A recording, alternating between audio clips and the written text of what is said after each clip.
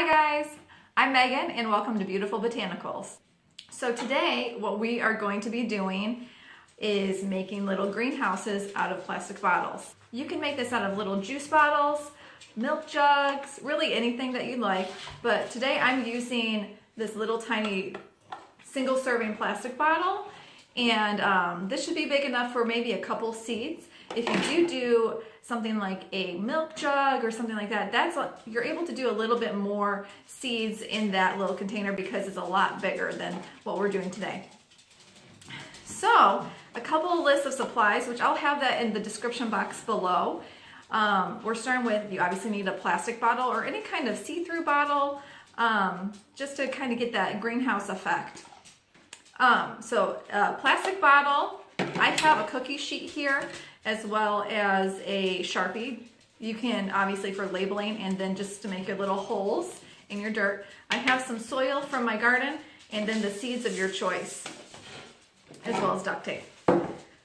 So we're starting off, so I already pre-drilled some holes on the bottom end of here. So I made, since this is a smaller container, I made 3 holes more for drainage. And then I did 1 hole on the side, so that was able for me to cut it, so all the way around. Now we are leaving a small hinge, so we're not completely cutting it, but that's how this is gonna look like.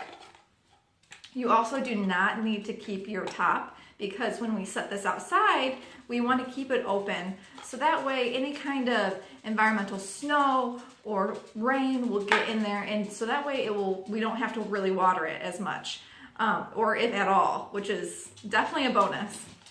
So what we're going to do with the soil, now the soil does have to be damp. If you don't dampen it, the seeds won't be able to germinate, so that way it won't be able to sprout really. So you really want to give it a good dose of some water.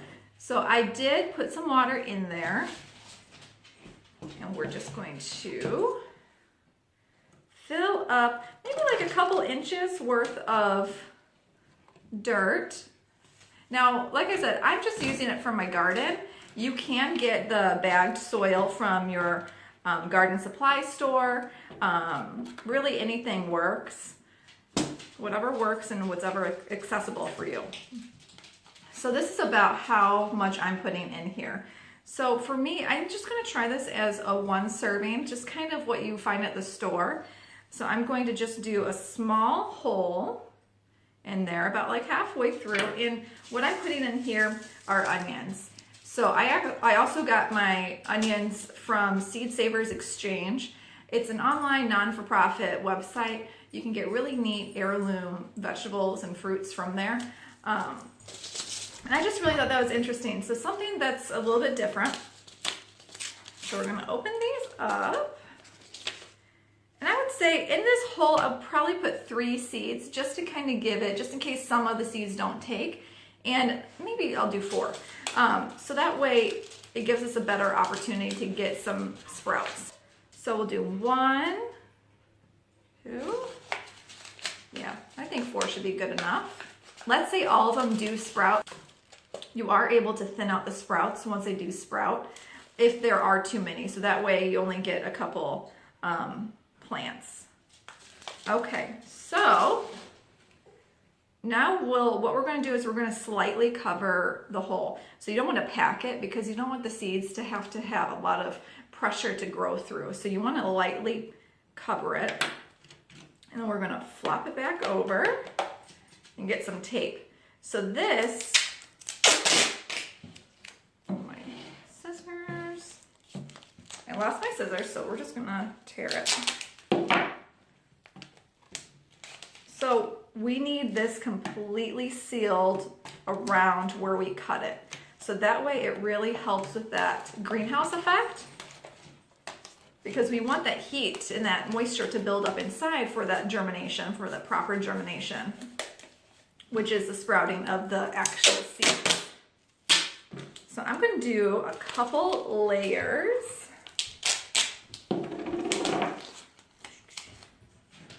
So that way it ensures a good enough seal. And this is what it looks like. So really easy.